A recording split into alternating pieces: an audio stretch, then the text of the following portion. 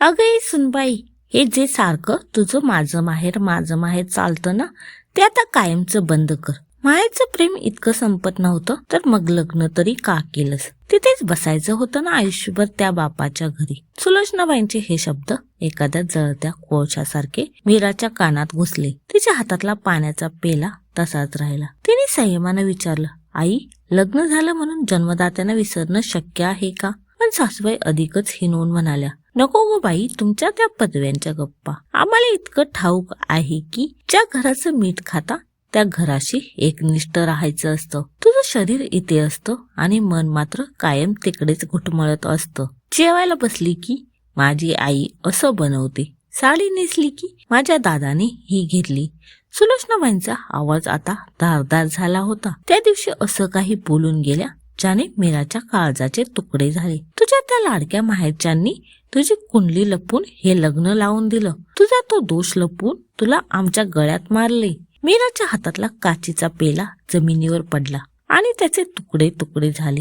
रक्ताळलेल्या बोटांची पर्वा न करता मीरा थरथरत्या आवाजात विचारू लागली, आई, काय बोलताय तुम्ही? कुंडली लपून लग्न केलं म्हणजे काय? सुलोचनाबाई कुत्सितपणे सोप्यावर बसल्या आणि म्हणाल्या, सांग रे अनिकेत, हिला पण कळू दे की हिच्या आदर्शवादी बापाने काय लपवलं होतं. उंबरट्यावर उभा असलेला अनिकेत पावसाने ओलाचिम झाला होता, पण त्याच्या चेहऱ्यावर पश्चाताप होता. सुलोचनाबाई ओरडल्या, मीरा, तुझ्या पत्रिकेत वैधव्य योग होता.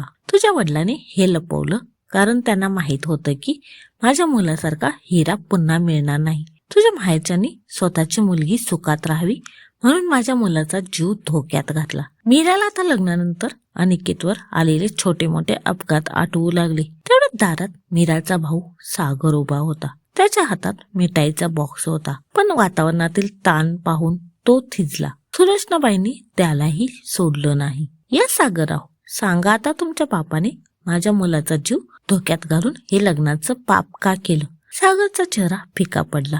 त्याने मीराकडे पाहिलं आणि जड आवाजात म्हणाला, आईने जे सांगितलं ते पूर्ण खरं नाही ताई.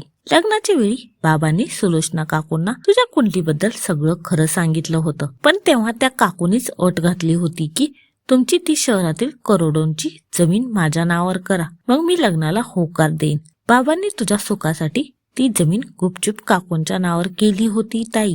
ज्या सासूबाई माहेरच्या प्रेमाला हिनवत होत्या त्यानेच त्या प्रेमाचा व्यापार केला होता. मीराचा विश्वासच बसत नव्हता. आई, हे काय ऐकते मी? अनिकेतचा आवाज थरथरला. तुम्ही माझ्या जीवाचा सौदा केलात आणि वरून मीराला दोष देताय? सुलोचनाबाईंची दात खीळ बसली होती. मीरा ताडकन उभी राहिली.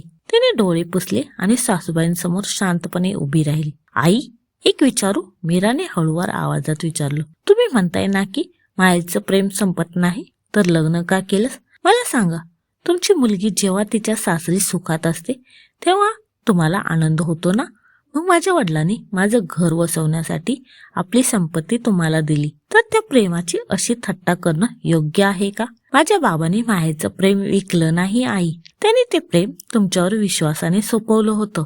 मीरा अनिकेतकडे वळून म्हणाली, अनिकेत, तुला कुंडलीतील दोष माहीत होता तरी तू लग्नाला तयार झालास कारण तुझं माझ्यावर प्रेम होतं. मग आज आई जेव्हा त्याच गोष्टीवरून मला टोमणे मारत होत्या तेव्हा तू गप्प राहून त्या प्रेमाचा अपमान का केलास? अनिकेत पुढे आला आणि मीराचा हात हातात घेऊन म्हणाला, मीरा, मला माफ कर. आईला दुखवायचं नाही म्हणून मी गप्प होतो, पण माझा गप्प राहण्याचा अर्थ तुझा पराभव आहे हे मला उशिरा कळलं.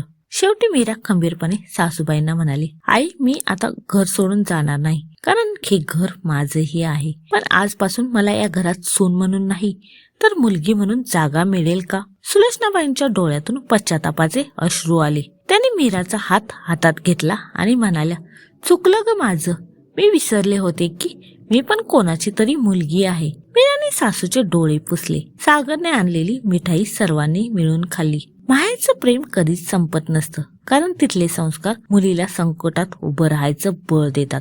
तर मित्रांनो, मीराने शांतपणे सासूला उत्तर दिलं आणि आपल्या माहेरचा सन्मान राखला. ते पाहून तुम्हाला काय वाटतं? तुमच्या मते मुलींच्या माहेरचं प्रेम तिची ताकद असते की कमजोरी? कमेंट्स मध्ये नक्की सांगा. आणि अशाच हृदयस्पर्शी कथा पाहण्यासाठी आपल्या श्रीमंत चॅनलला सबस्क्राईब करायला विसरू नका. धन्यवाद.